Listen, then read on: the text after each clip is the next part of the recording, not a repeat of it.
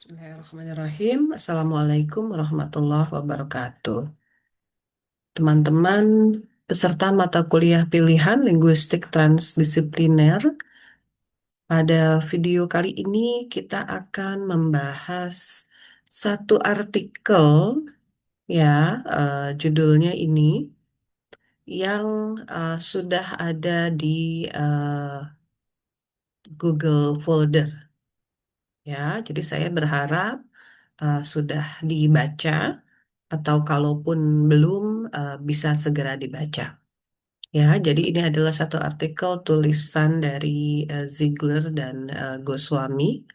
Ya, dan di sini teman-teman bisa lihat ada beberapa bagian ya di dalam judulnya yang berkorelasi dengan isi gitu ya. Jadi reading acquisition ya, pembelajaran membaca satu bagian. Lalu developmental dyslexia, ya disleksia perkembangan terjadi pada anak-anak ini juga satu bagian. Dan kemudian skilled reading across languages, ini juga satu bagian yang semuanya diikat dengan teori yang disebut psycholinguistic grain size.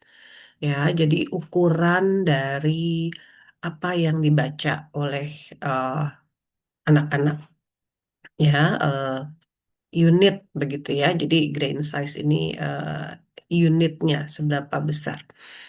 Nah, ini eh, akan kita bahas. Tapi kalau teman-teman sudah baca artikelnya, ya akan ada satu bagian, yaitu bagian terakhir yang tidak saya bahas.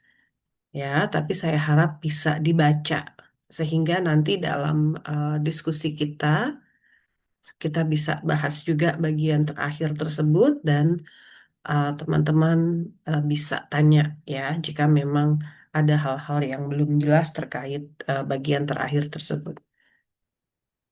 Baik, ya, jadi seperti biasa, recorded lecture ini berisi bagian-bagian dari artikel yang menurut saya merupakan bagian penting. Apa yang penting dari saya belum tentu sama dengan pandangan teman-teman.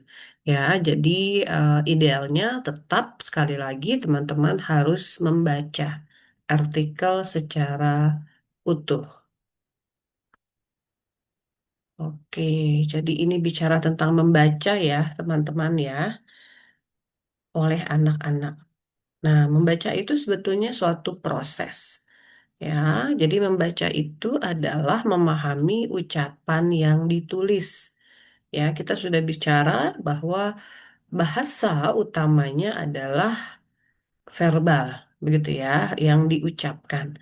Nah, ketika ada em, manusia mengembangkan menulis dan membaca, gitu ya, apa yang diucapkan itu ditulis. Ya, caranya atau ortografinya tidak sama ya antar bahasa. Nanti kita bahas terkait psycholinguistic grain size. Oke, dengan demikian membaca itu adalah belajar kode ya, yaitu hubungan simbol atau huruf ya atau grafem ya dengan bunyi. Ya, jadi kalau simbolnya itu huruf A, misalnya bunyinya bunyi A, misalnya. Ya, kalau di bahasa Indonesia cukup cukup straightforward ya, cukup sederhana. Tapi di bahasa yang lain belum tentu ya, teman-teman ya. Tapi intinya seperti ini ya, tulisannya seperti apa, bunyinya seperti apa. Lalu ada yang namanya phonological recording. Ya, jadi eh, ada semacam eh, pemahaman begitu ya. Anak-anak menunjukkan pemahaman apa yang tertulis di atas kertas ya atau dalam masa-masa kita ini di gadget begitu ya.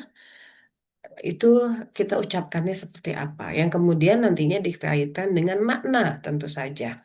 Ya, jadi membaca itu tidak hanya bisa membunyikan ya. Jadi misalnya di sini ada tulisan di atas ini judul ya, memahami membaca sebagai suatu proses.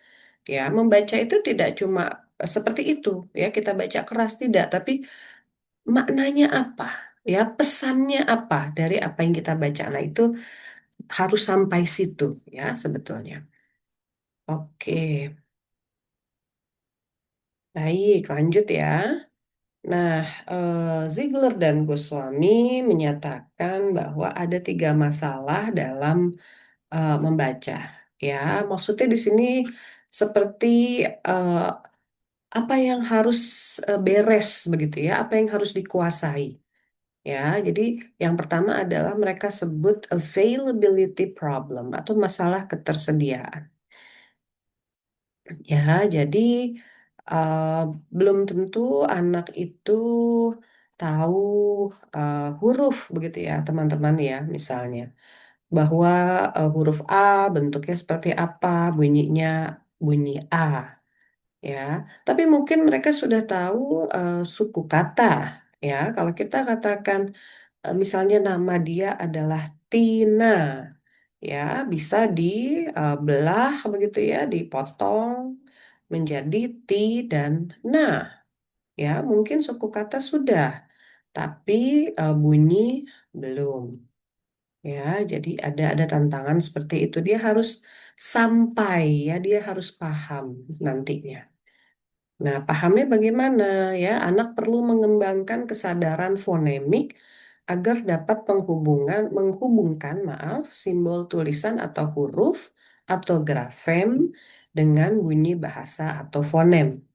Ya, jadi mungkin karena kita ini sudah membaca lama begitu ya, teman-teman ya, sudah mahir, mungkin kita tidak tidak sadar gitu ya, sudah sangat otomatis. Tapi ada nih yang namanya kesadaran fonemik. Jadi kalau orang tidak bisa ya menghubungkan tulisannya eh, bentuk tertentu ya, kita sebut itu dia huruf A, lalu bunyinya bunyi A begitu ya, tidak ada kesadaran kepada hubungan seperti itu, dia akan bermasalah nantinya ya. Jadi ini eh, masalah yang harus diselesaikan ya, kesadaran fonemiknya itu harus ditumbuhkan, harus dikembangkan.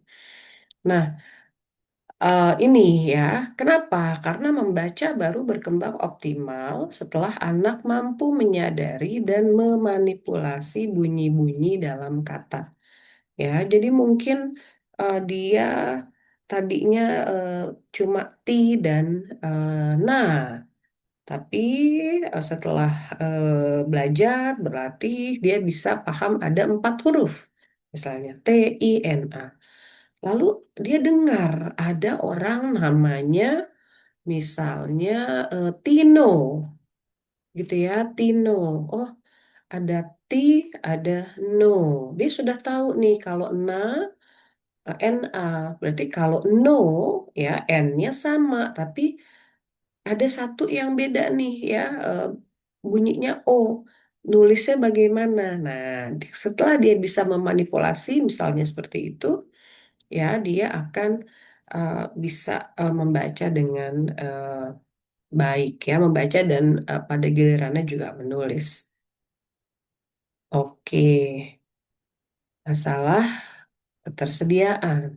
Selanjutnya ada masalah konsistensi. Nah, konsistensi itu kan semacam ajak begitu ya, ajak atau tidak. Ya, kalau tulisannya A, bacanya A terus tidak. Gitu ya, tapi eh, beda-beda nih ternyata ya, di beda-beda ortografi teman-teman ya, beda-beda bahasa ya. Jadi ada yang konsisten nih, setiap huruf A bacanya bunyi A, tapi kalau di bahasa Inggris ternyata tidak seperti itu ya. Nanti akan ada contoh misalnya cat ya dengan was ya, CAT, cat ya, bahasa Inggris ada A-nya di situ. Lalu ada was ya, is was ya, WAS, tapi tulisannya sama nih ya, tapi kita melafalkannya berbeda, bunyinya beda. Nah, itu tidak konsisten ya pada ortografi bahasa Inggris. Nah, anak harus bisa eh, menyelesaikan masalah ini. Ini yang saya pelajari konsisten atau tidak. Kalau tidak konsisten, saya harus melakukan apa supaya saya mampu membaca dengan baik, kan begitu. Ya, jadi itu adalah proses yang terjadi di benak anak yang kita tidak tahu atau terjadi di benak teman-teman ya ketika teman-teman kecil belajar membaca yang orang lain itu tidak tahu ya, tapi inilah yang terjadi. Begitu ya menurut Ziegler dan Goswami. Ya, kalau tidak konsisten ya akan memperlambat perkembangan membaca ya karena anak harus menghafal pola yang tidak selalu tepat. Ya, misalnya tadi CAT dengan WAS, dia harus bisa menghafal, oh kalau CAT bacanya cat, tapi kalau WAS bacanya was, kan gitu. Ya, akan memperlambat. Oke, lanjut. Masalah butiran atau granularity problem. Ya, granularity ini adalah terkait unit bahasa. Ya, kalau kata tadi misalnya cat, begitu ya. Suku kata pada kasus kata cat ya berarti cat juga ya teman-teman ya karena dia satu suku kata. Lalu rima, rima itu adalah bunyi selain atau gini deh, kalau saya contohkan saja cat ya berarti rimanya itu adalah dan te ya. Jadi eh, suku kata cat tadi ya bunyi konsonan yang di depan itu kita buang. Nah, sisanya itu adalah rima, ya, itu. Jadi seperti itu. Eh, Vokal dan konsonan yang paling belakang, ya, at dalam kasus kata cat itu adalah rimanya. Nah, bayangkan ini, ya, misalnya dalam kasus ini ya granularity problem ini dalam kasus bahasa Inggris, ya, misal eh, tulisannya OO, teman-teman ya, double O. Ya, double O. Pada kata full, FOOL, ya, itu bacanya panjang. Pada kata blood, darah, ya, ada OO juga, tapi bacanya A, blood.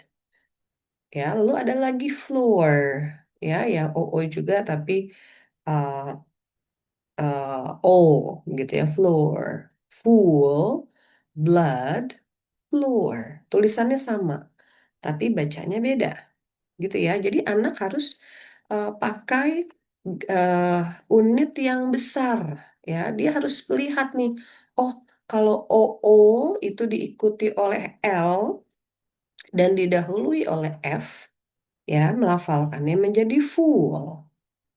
Tapi kalau OO itu didahului oleh BL, lalu diikuti oleh D, ya bacanya menjadi blood. Ya, dia harus lihat satu kata yang bisa juga kita lihat ini satu suku kata ya teman-teman. Floor, blood, full itu kan satu suku kata. Tapi juga dia sebuah kata. Nah, dia harus lihat tidak cuma OO-nya itu ya, tapi ada huruf apa sebelumnya, ada huruf apa sesudahnya. Nah, itu unitnya menjadi besar ya, tidak hanya huruf ya, tidak hanya huruf, tidak hanya bunyi, tapi juga rima, ya, tapi juga kata. Nah, ini jadinya macem-macem nih. Ya, kalau kita bicara belajar membaca bahasa Inggris ya tidak hanya huruf, tapi juga tadi itu rima, ya, tapi juga kata. Nah, ini jadi eh, masalah ya. Kenapa disebut masalah? Karena anak harus harus memahami ini ada apa aja nih di yang tulisan yang saya baca ya, dan kemudian strateginya seperti apa supaya ya dapat membaca secara efisien, kan begitu, ya. Jadi pembaca yang efisien dapat berpindah antara butiran kecil, yaitu huruf bunyi, ya, dan butiran besar sesuai kebutuhan. Butiran besar itu adalah rima atau suku kata. Ya, dia dinamis begitu ya, dia mampu efisien. Nah, baru dia menjadi pembaca yang baik. Ya, kalau bisa efisien. Ya, kalau tidak efisien, ya dia bisa misalnya dia hafalnya itu seperti full, terus ya. Jadi nanti blood dia bacanya blood. Nah, itu kan salah ya. Lalu latihan dulu berkali-kali baru dia bisa. Nah, itu kan jadinya menambah waktu begitu ya, untuk bisa um, mencapai kemampuan yang baik ya. Jadi ini ya masalah ketiga. Lanjut. Nah, ini teman-teman bisa lihat di artikelnya ya. Ini figure one. Jadi dari bawah ya ke atas teman-teman bisa lihat paling atas itu sekali lagi adalah makna, meaning. Ya, jadi membaca itu tidak hanya decoding atau recoding ya, tidak hanya membaca lantang atau membaca keras ya, tapi harus sampai kepada pesannya, kepada meaning. Oke, ini yang tiga tadi ya, availability, consistency, granularity ada di situ. Baik, bagian satu nih ya dari artikel kita, perkembangan kesadaran fonologis sebelum anak belajar membaca di berbagai bahasa. Ya, jadi akan ada perbandingan-perbandingan di bagian ini. Ya, nah kesadaran fonologis itu berkembang secara sekuensial, ya, ada urutannya begitu. Ya, kesadaran fonologis berkembang secara bertahap atau sebuah kontinuum, ya, sekuensial bertahap. Anak mulai dari kepekaan terhadap unit bunyi besar menuju unit bunyi kecil. Ya, jadi dia akan pertama misalnya dia tahu kalau ibu mengatakan mau makan, ya berarti ada mau dan makan. Yang kemudian bisa dia otak-atik ya. Misalnya mau minum, ya mau minum, mau makan, mau apa lagi, ya boleh tuh taruh di situ, ya. Nah, berproses sampai dia peka terhadap bunyi yang kecil atau unit yang kecil yaitu bunyi ya. Nah, urutannya seperti ini. Maaf ini ada typo ya. Ini rima maksudnya kata suku kata onset rima suku kata onset rima dan fonem. Ya, onset rima itu tadi kalau kita contohkan cat, onsetnya adalah ke, ya, rimanya adalah at begitu. Ya, dan ada pola yang sama teman-teman di lintas bahasa. Ya, jadi kalau prasekolah umumnya sudah peka terhadap suku kata dan rima. Ya, jadi sudah bisa memanipulasi, sudah bisa memberikan kalimat eh, yang berbeda, ya, yang ada kata-kata yang sama, misalnya seperti tadi mau makan, mau minum, ya, dan semakin ke arah SD kalimatnya akan lebih panjang, begitu ya, dan lebih kompleks. Oke, perkembangan sekuensial, kesadaran fonologis. Lanjut nih, kesadaran fonemik, ya, yang kesadaran yang bisa katakanlah ya sederhananya memetakan, menjodohkan antara huruf dan bunyi.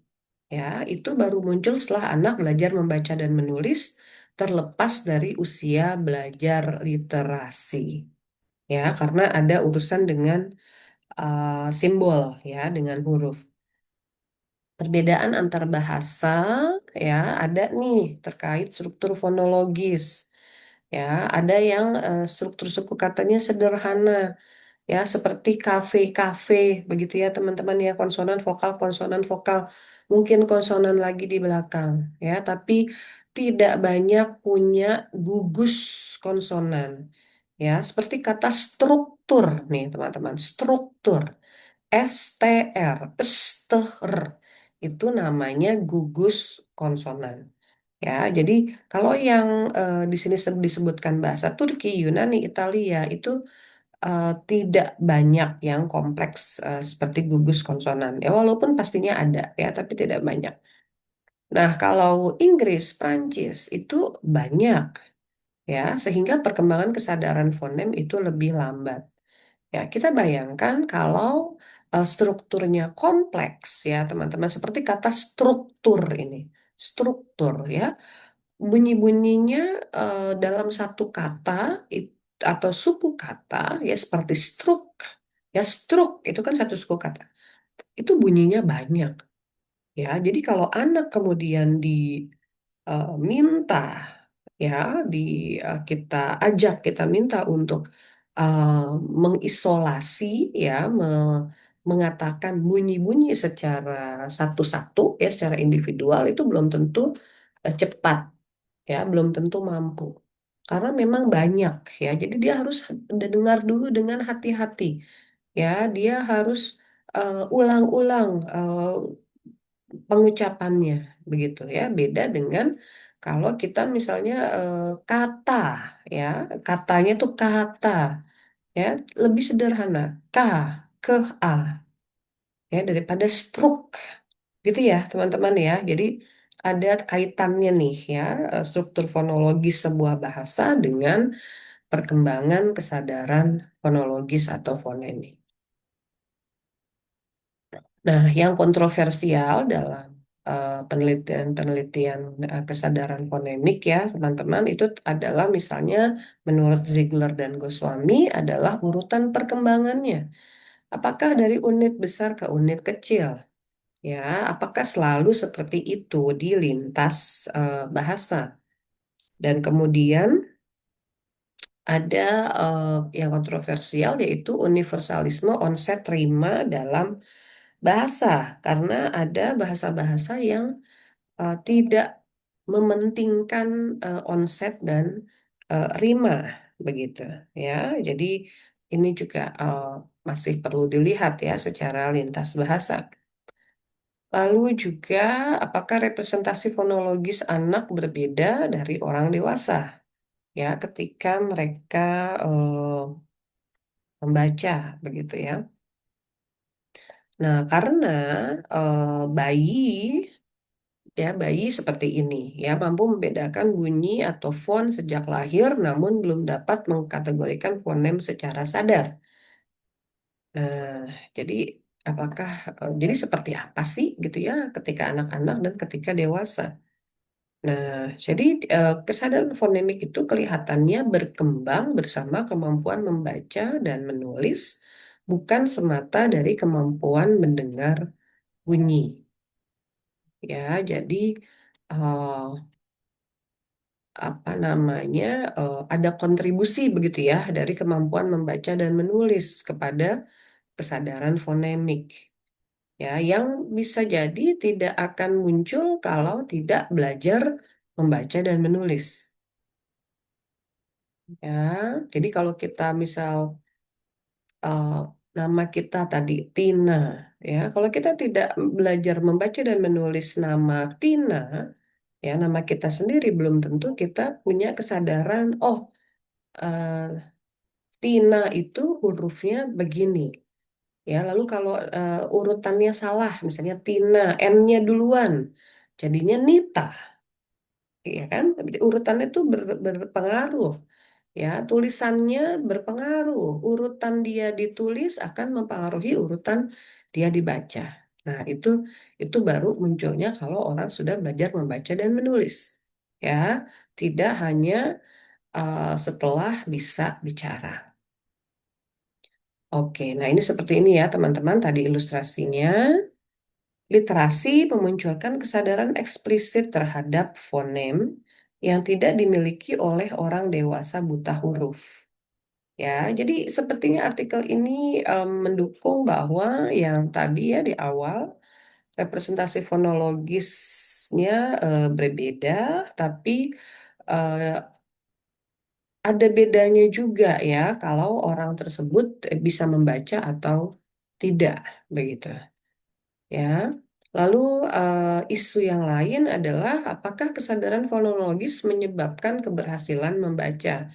Nah, dua peneliti ini menyatakan, ya saya simpulkan, silakan bisa baca di artikelnya ya untuk versi lengkapnya.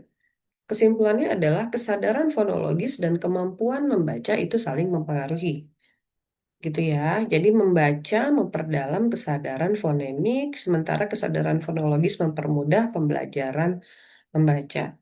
Ya, jadi mungkin awalnya memang harus ada kesadaran fonologis atau kesadaran fonemik, ya. Tapi eh, semakin eh, baca gitu ya, semakin kesadaran fonologis ini semakin baik, ya, semakin dalam. Oke, jadi seperti dua arah begitu ya, teman-teman ya. Oke, jadi kalau misalnya tadinya kita nggak paham eh, sebuah kata, tulisannya seperti apa. Ya, belum, tapi kita baca, kita menganalogikan, kita pakai perbandingan, begitu ya, kita pikirkan lagi, oh, kita bisa akhirnya, ya, kita bisa, oh, kalau bunyinya begini, berarti nanti tulisannya begini. Yang untuk kata-kata yang panjang, misalnya, ya, jadi akan kesadaran fonemik ini akan menjadi lebih dalam ya, lebih detail ya semakin kita sering membaca. Semakin anak sering membaca ya pada konteks ini. Bagian dua, teman-teman. Bagaimana anak memperoleh kemampuan membaca dalam bahasa yang berbeda ya. Tadi kita sudah bahas, kita sudah singgung bahwa ortografi itu tidak sama begitu ya. Seperti contoh dengan huruf A ya yang tadi sudah kita singgung. Nah, di sini kita akan bicara mengenai konsistensi ya, pentingnya konsistensi ortografi. Jadi, eh, bahasa-bahasa ya yang menuliskan eh, bahasa lisannya begitu ya, itu tulisannya itu tidak tidak semua sama, teman-teman ya, tidak semua konsisten. Tapi kok konsisten terkait apa ya? Terkait hubungan antara huruf dan bunyi. Ya, ini. Nah, jadi ada yang konsisten. Huruf selalu dilafalkan sama.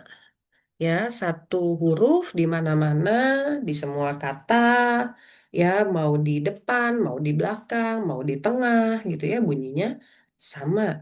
Tapi ada yang tidak konsisten. Satu huruf bisa dilafalkan berbeda. Ya, misalnya kata tadi dengan huruf A tadi ya, misalnya saya katakan cat, was, ya, lalu misalnya uh, rasanya ada deh nanti, coba saya coba agak percepat. Ini nih, ya, so, ya, so, ini kan A juga nih, ya, tapi nggak nggak sama dengan yang cat, dengan yang was, begitu. Ya, nah ini jadi tidak konsisten nih, ada ya ortografi, uh, sistem penulisan bahasa lisan, gitu ya, ortografi itu ada yang tidak konsisten. Oke, dampaknya nih konsistensi tadi terhadap pemerolehan membaca apa?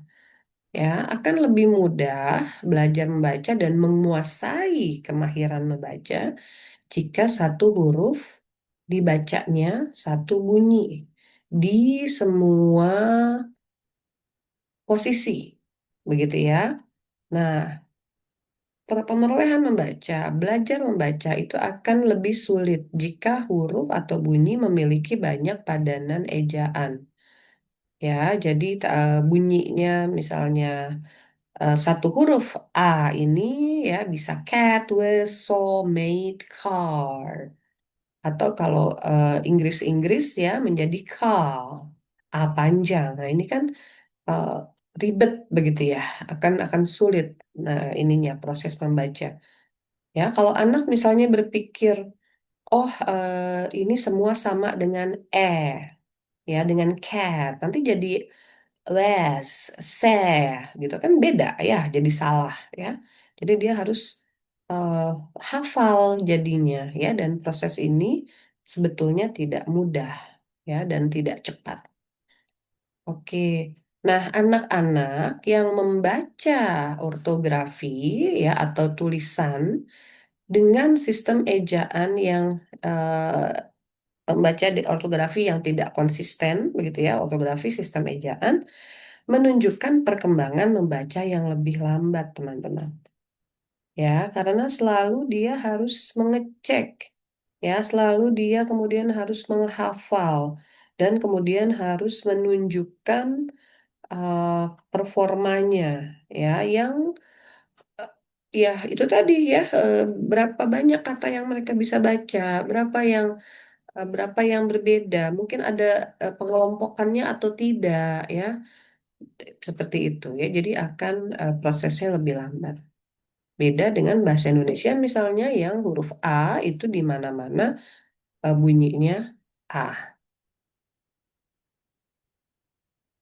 Oke, ya, ini sudah ada data-datanya ya, teman-teman ya, untuk mengilustrasikan yang di slide sebelumnya. Ya, oke. Hubungan antara konsistensi dan tingkat kehalusan unit bahasa ya, tadi granularity tadi itu ya, grain size. Oke,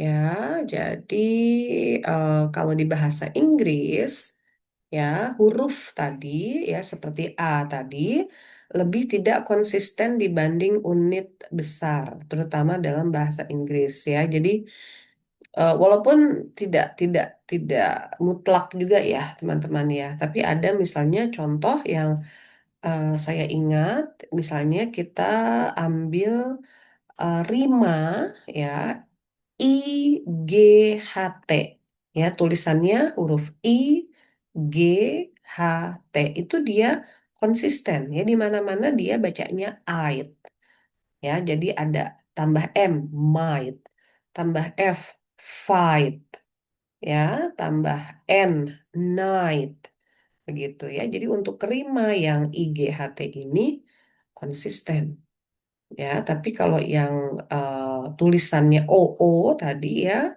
diikuti oleh tulisan atau huruf apa di belakangnya, belum tentu nanti OO ini sama pengucapannya ya.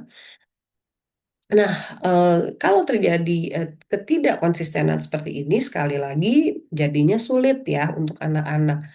Sehingga akibatnya ya, kalau mau sukses nih, ya anak-anak perlu mengembangkan strategi pengkodean atau recoding pada berbagai tingkat unit yang memperlambat pemerolehan bahasa.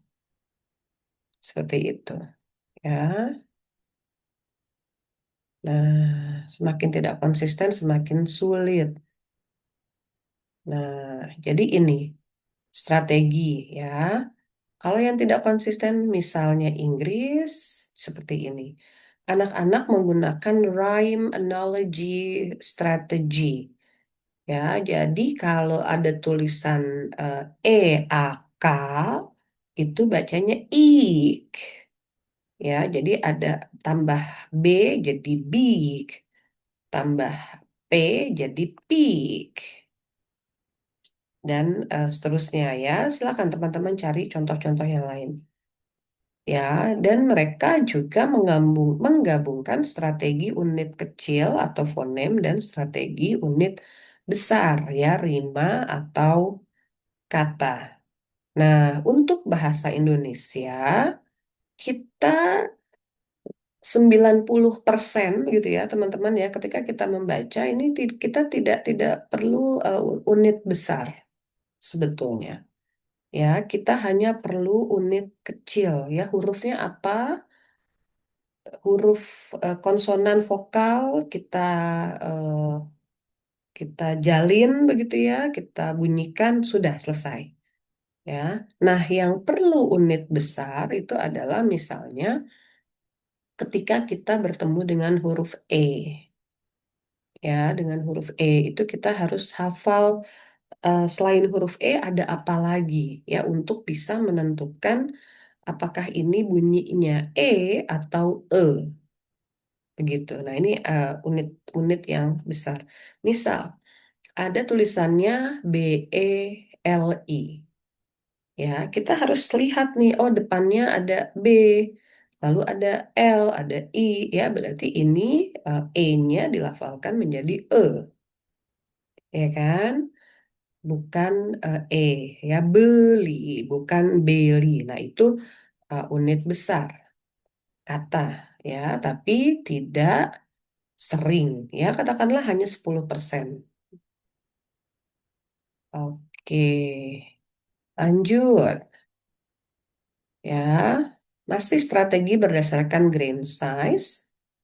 Penggunaan strategi besar meningkatkan akurasi membaca kata baru. Ya, pada yang tidak konsisten ya, teman-teman ya. Jadi eh, harus bisa fokusnya itu seperti kalau kita ibaratkan kamera begitu ya, teman-teman ya. Zoomnya itu bisa zoom in, bisa zoom out. Harus efisien di situ. Ya, karena kalau anak yang misalnya bahasa Inggris tadi ya, belajar membaca bahasa Inggris, kalau tidak bisa eh, berpindah ya, strategi kecil, strategi besar, nah repot dia. Ya, nanti akurasinya menjadi rendah. Ya, bacanya jadi salah gitu. Nah, ini kalau yang seperti kita ya, teman-teman ya, yang ortografinya konsisten, lebih mengandalkan strategi kecil atau grafem dan fonem ya, huruf dan bunyi. Tidak membutuhkan bantuan strategi analogi rima atau kalaupun butuh tidak sering ya dalam kasus bahasa Indonesia. Nah, jadi kalau untuk bahasa Inggris nih seperti ini teman-teman ya lintas bahasanya.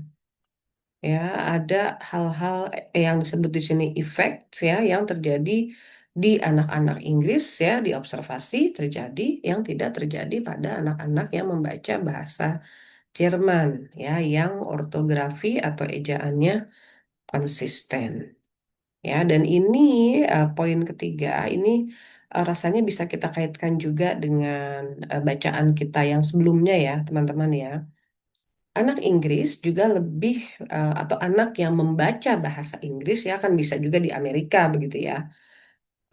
Anak yang membaca bahasa Inggris juga lebih banyak mengandalkan pengetahuan kosakata untuk menebak kata yang tidak dikenal.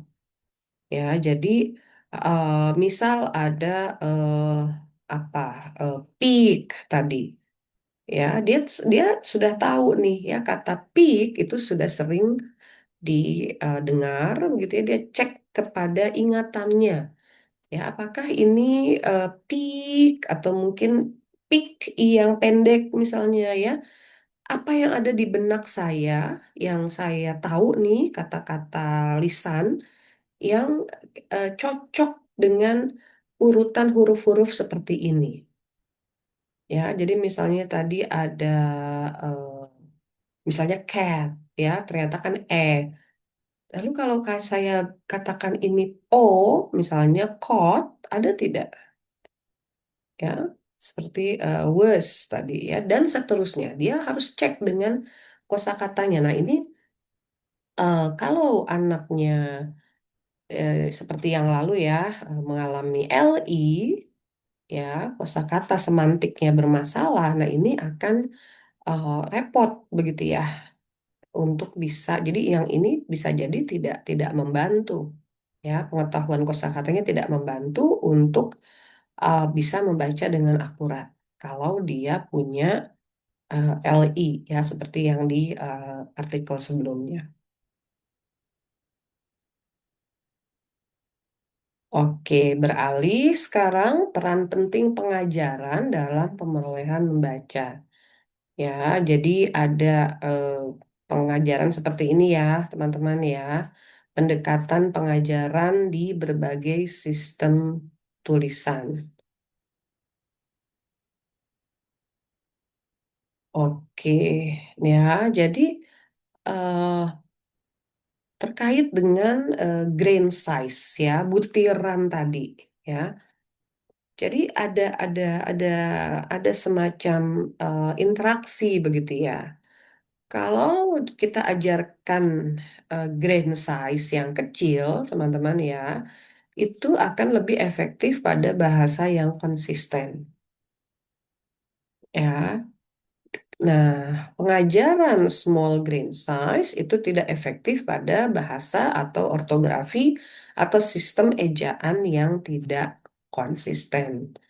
Ya, karena nggak selalu tuh ya eh, huruf eh, misalnya I ya tidak selalu bunyinya I ya macam-macam ya seperti pada kata mice ya harus lihat di belakangnya ada tidak kalau ada jadinya dia I bacanya gitu kan ya. Nah jadi nggak bisa tuh cuma misalnya ini huruf I ya bacanya begini ya. Kalau yang seperti di bahasa Inggris nggak bisa itu karena dia harus lihat yang lain gitu ya, tidak cuma huruf dan bunyi, lihat juga katanya, lihat juga rimanya. Nah, jadi ada ada apa eh, ada apa istilahnya di sini ya?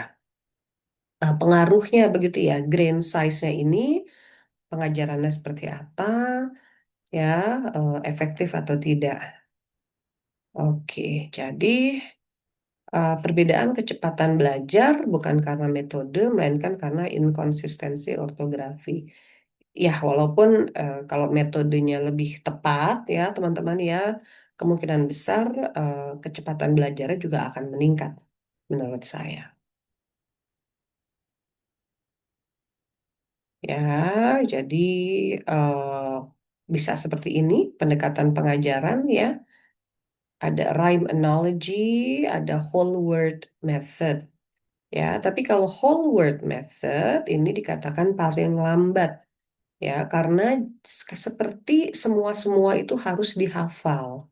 Ya, anak tidak diajarkan untuk menganalisis antara bunyi dan huruf.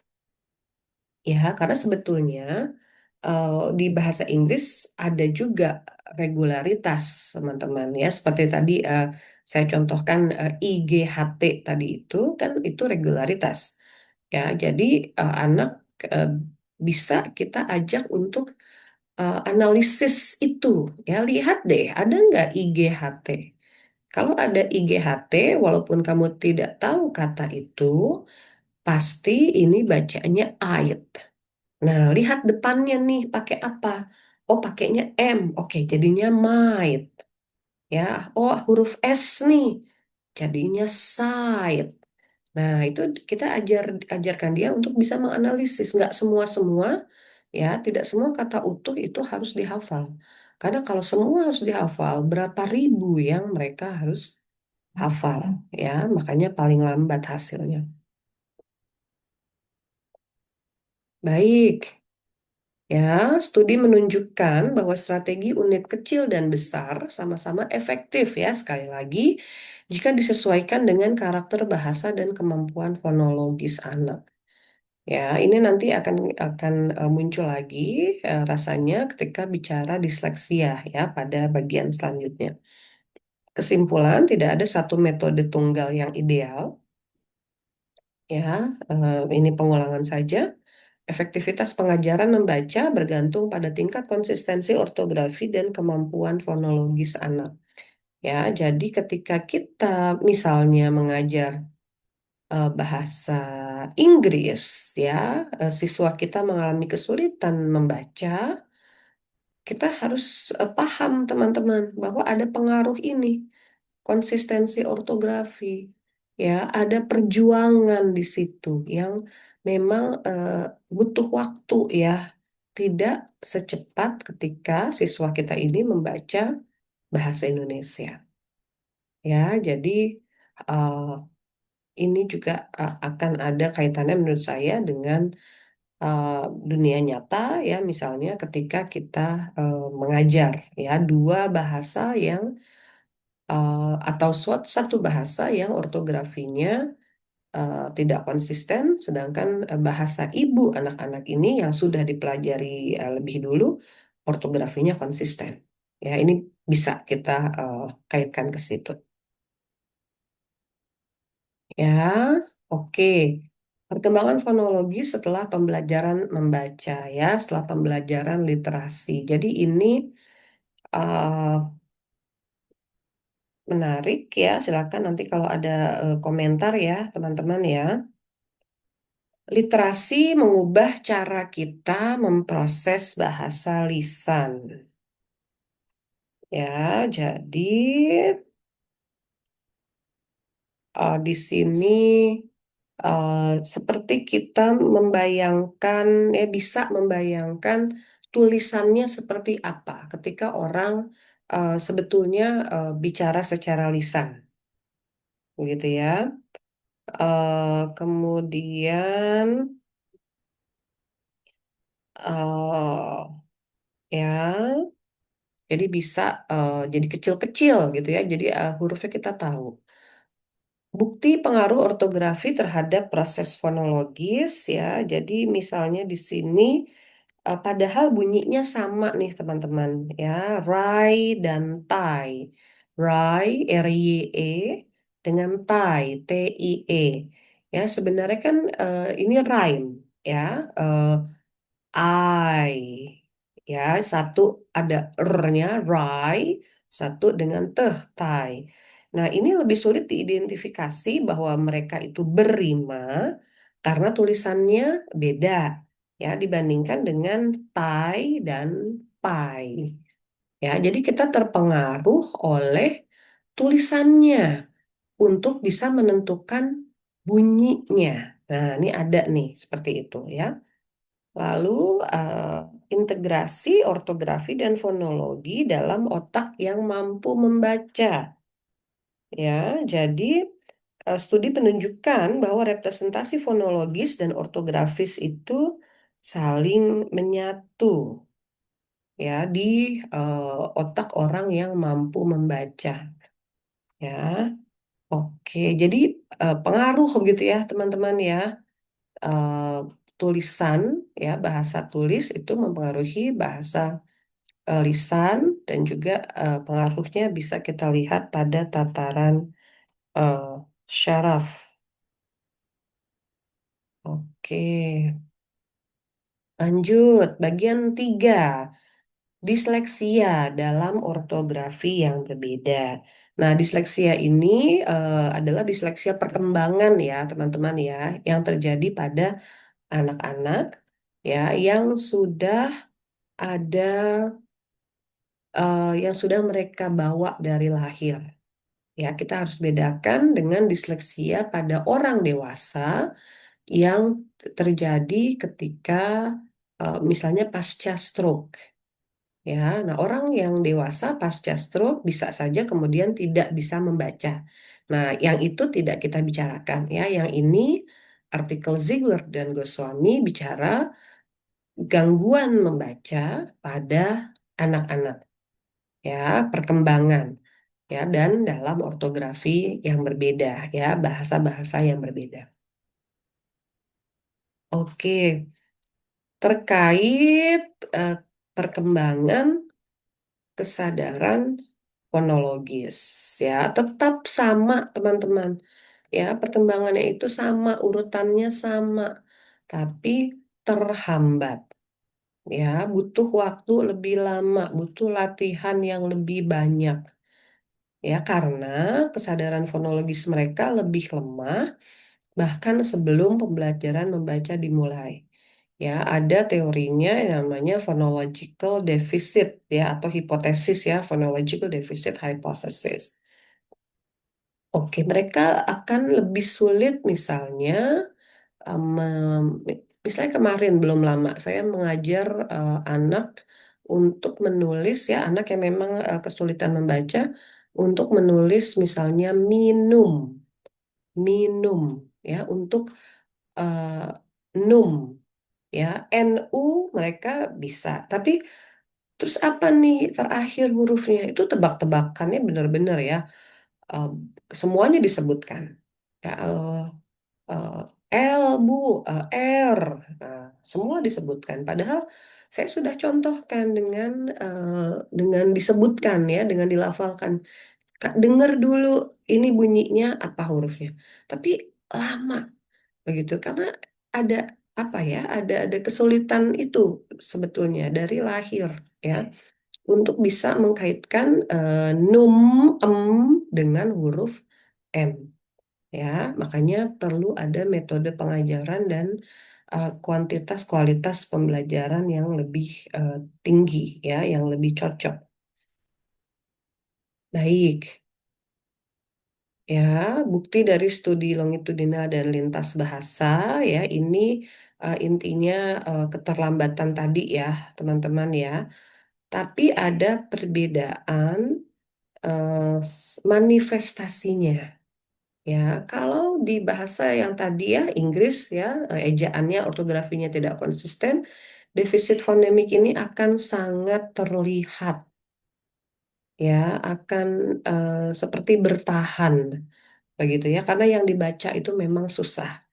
Nah, pada bahasa yang konsisten, manifestasi defisit fonemik ini lebih ringan, ya, dan sementara, biasanya hanya di awal pembelajaran membaca. Ya, teman-teman bisa lihat juga di literatur yang lain, eh, akurasi ya pada bahasa yang ortografinya konsisten, akurasi itu cukup cepat ya, mereka akan akurat, tapi yang terganggu lebih lama itu adalah kecepatan. Ya, jadi butuh lebih lama ya untuk membaca satu paragraf misalnya. Ya, tapi akan cepat untuk cukup cepat untuk akurat dalam bahasa yang ortografinya konsisten dibanding pada bahasa yang ortografinya tidak konsisten. Ya, oke. Jadi, disleksia perkembangan ditandai oleh gangguan mendasar pada representasi fonologis. Nah, apa yang kita lihat ya, dampaknya berbeda lintas bahasa tergantung konsistensi ortografi. Ya, jadi kesulitan membaca pada anak-anak yang membaca bahasa Inggris akan terlihat lebih parah, teman-teman, dibanding pada anak-anak yang ortografinya, bahasanya ortografinya konsisten. Begitu ya. Nah, meski pola perkembangan serupa dengan anak tipikal, anak, anak dengan disleksia perkembangan memerlukan waktu dan dukungan lebih lama untuk mencapai kesadaran fonemik penuh dan untuk mampu membaca dengan baik. Ya, waktu dan dukungan, ya, pengajaran, intervensi, kuantitas, kualitas, ya, semua lebih lama, lebih banyak, begitu ya, untuk bisa membaca di semua bahasa, teman-teman. Ya. Oke, subtipe ya. Subtipe itu adalah jenis-jenis disleksia. Ada tidak sih? Ya, ini intinya eh, tidak ada. Ya, artikel ini mengatakan tidak ada subtipe. Ya, karena semua anak-anak itu defisit fonologis. Ya, susah dalam menjodohkan antara bunyi dan huruf ya jadi tidak ada subtipe ya jadi disleksia bersifat fonologis universal bukan ortografis ya Kak susah dengan bunyi ya susah tadi ya mapping ya antara bunyi dan huruf di semua bahasa Ya, anak dengan disleksia kesulitan dalam pemrosesan fonologi subleksikal meski sistem tulisannya transparan. Ya, seperti di bahasa Indonesia susah, teman-teman. Ya, seperti tadi contoh minum. Ya, itu bisa 3 menit sendiri baru baru bisa MINUM. Ya, jadi defisit fonologis adalah inti disleksia perkembangan di semua bahasa. Ya, jadi tidak ada subtipe. Ya, di literatur yang lain, teman-teman uh, bisa um, menemukan ya ada istilah keparahan, ya severity. Nah, itu ada. Ya, jadi yang disleksianya ringan, sedang, lalu berat. Nah, dengan mungkin kalau berminat bisa baca juga lalu bagaimana intervensinya. Ya, nah kalau yang itu ada. Tapi menurut Ziegler dan Goswami subtipe tidak ada ya, semua adalah defisit fonologis. Baik, terima kasih banyak teman-teman. Ya, sekali lagi mohon bisa dibaca artikel aslinya, ya, artikel lengkapnya. Mohon juga bisa menyiapkan pertanyaan dan eh, sharing. Ya, apa pengalaman teman-teman? Apakah ada isi dari artikel ini misalnya yang tidak cocok dengan pengalaman teman-teman? Ya, itu akan sangat menarik. Ya, masalah yang mereka katakan ada nih di negara tertentu, ternyata teman-teman membaca bahasa Indonesia ya, ternyata tidak seperti itu misalnya. Ya, saya akan senang sekali menyimak pertanyaan, sharing dari teman-teman, dan akan berusaha untuk menjawab dan merespon. Baik, terima kasih teman-teman. Sampai bertemu di kelas. Alhamdulillahirrabbilalamin. Wassalamualaikum warahmatullahi wabarakatuh.